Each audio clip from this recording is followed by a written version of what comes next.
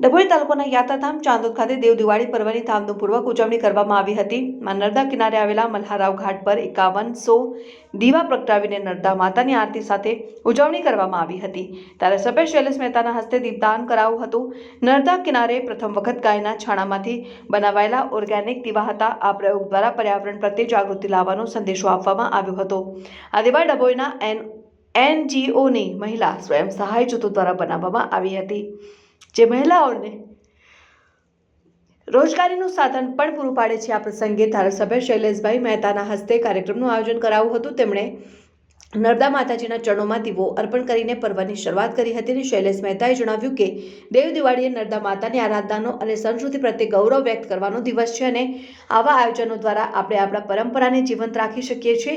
ચાંદોદના બ્રાહ્મણો દ્વારા વૈદિક મંત્રોચ્ચાર સાથે નર્મદાજીની પૂજા કરવામાં આવી હતી, જેના કારણે સમગ્ર વાતાવરણ ભક્તિમય બની ગયું હતું અને નર્મદા કિનારે દીવાના પ્રકાશથી વાતાવરણ ઝગમગ થયું હતું। મોટી સંખ્યામાં ગ્રામજનો અને મોટી સંખ્યામાં આગેવાનો યુવાનો ઉપસ્થિત રહ્યા હતા। નર્મદાના ઘાટ ઉપર પ્રથમવાર 5100 દીવા એક સાથે પ્રગટતા પ્રકાશનો નજારો અદ્ભુત લાગતો હતો। ઘાટ પર લોકો સેલ્ફી લેતા અને પરિવાર સાથે આ દિવ્ય ક્ષણોને માણતા જોવા મળ્યા હતા।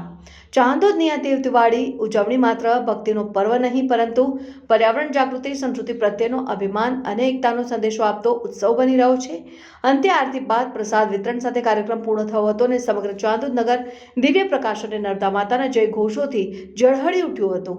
આ પ્રસંગે ધારાસભ્ય શૈલેષભાઈ મહેતા, મીનાબેન મહેતા અને ધ્રુમિલભાઈ મહેતા, જિલ્લા પંચાયત ઉપપ્રમુખ વકીલ અશ્વિનભાઈ પટેલ, પરમહિત ધામ આધ્યાત્મિક સંકુલ સ્થાપક નયનભાઈ, ચાંદોદ સરપંચ દીપ્તિબેન સોની, તાલુકા પંચાયત સદસ્ય ધર્મિષ્ઠાબેન માછી સહિત ગ્રામજનો ઉપસ્થિત રહ્યા હતા।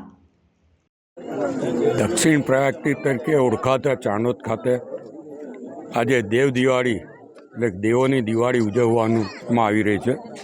પ્રથમવાર દેવ દિવાળીના દિવસે માં નર્મદાની આરતી પૂજન સાથે જ 5100 જેટલા દીવડા મલ્હારઘાટ પર પ્રગટાવવામાં આવ્યા છે।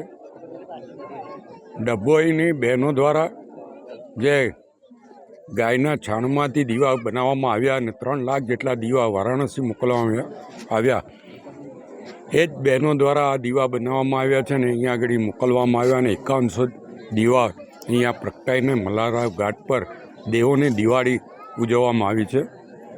હું આપના મારફત તમામને દેવ દિવાળીની શુભેચ્છા આપું છું અને દેવો પણ અત્યારે જ્યારે જોતા હશે ત્યારે માં નર્મદાની આરતી અને આ દીપો જોઈને એમને પણ આનંદ થતો હશે।